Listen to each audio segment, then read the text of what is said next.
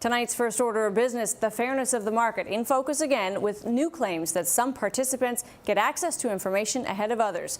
With even a small jump on the crowd, some traders, those called high frequency, can use the information and trade against everyone else. It's a practice regulators are clamping down on. So it's pretty shocking to learn that the latest allegations involve the biggest U.S. regulator of all, the SEC, and information it releases, apparently early to some paid subscribers. If the policemen of the market aren't policing themselves, we're wondering how confident we can really feel. Welcome to The Exchange.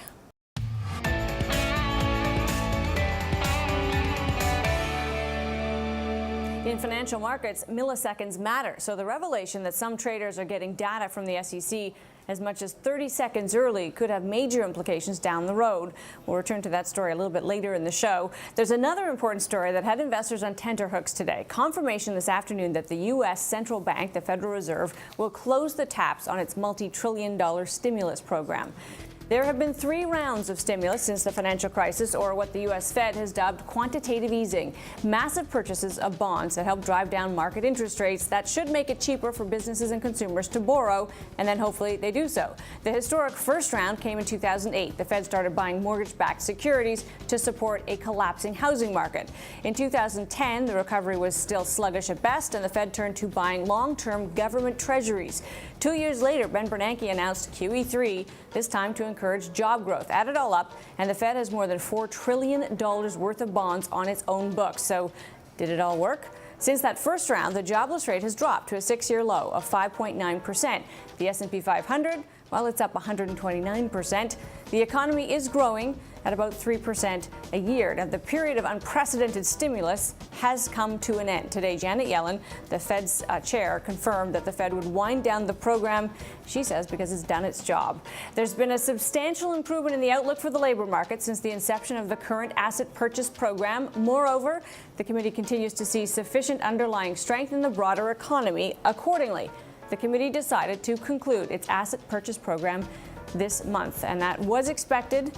CBC's Peter Armstrong is following this story today. And of course, in the past, when the Fed has talked about the end of stimulus, markets have gone haywire. It happened last spring. Just the thought of the end of stimulus sent markets tumbling. They didn't have that reaction today, maybe because it's been so well telegraphed. And I think that's the thing that they've done. You know, much of this will be marketed as a success, but that part alone, I think, really stands out.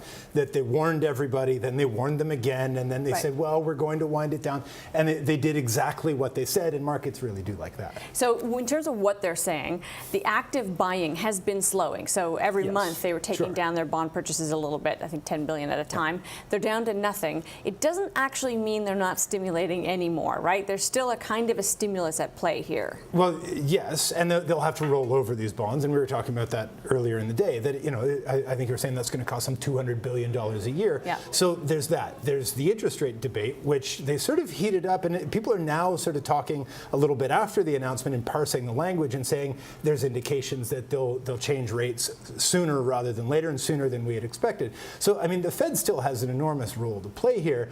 The fact really that, to me anyways, comes out of this is they've added a very significant tool to their toolkit. That the idea that there will eventually be a QE4 seems almost inevitable, that there will be some crash. They've added this. It's now something at their disposal that they'll almost inevitably use. It began by being this emergency measure, you know, break glass in case. Now it's just something central bankers will do. One thing I find that's interesting, of course, is the debate around did it work?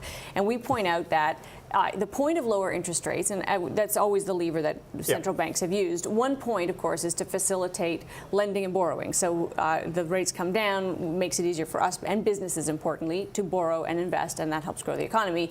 Some debate about whether or not this has been a success on that front, because while we've seen the stock market has done well as a result, it isn't clear that we've seen lending actually in a kind of a one-for-one way increase. So lending and spending. And remember, you know, we've talked at length about these businesses that are sitting on these giant piles of cash and not spending them.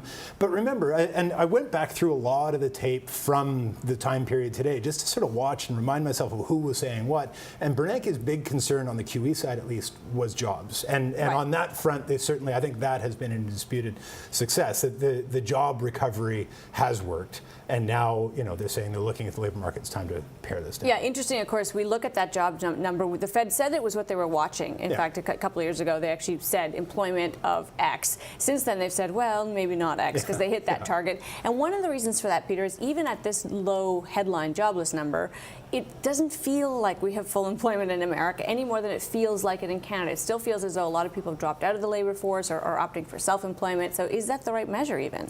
Well, I mean, you have to pick something. And I think the idea that things are better in the United States and that there is momentum and that there's some kind of wind in the sails feels like there is some consensus on that, perhaps even more so. I think obviously even more so than there is here in Canada, and that is what's pushing this. The job numbers, you have to peg it on something. That was something they decided at the outset to follow. A little kind of granularity of hinting here that they may actually move on rates, as you say, the other way. There's only one way to go, and it's up. Although they could go negative, but let's just say for argument's sake, only one way to go.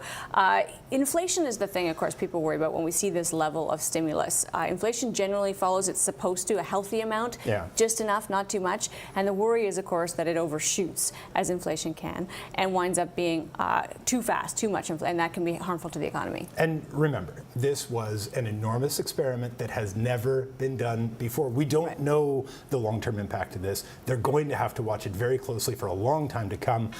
We'll just have to watch Wait and see. we don't know what happened yet. Peter, thanks. You bet.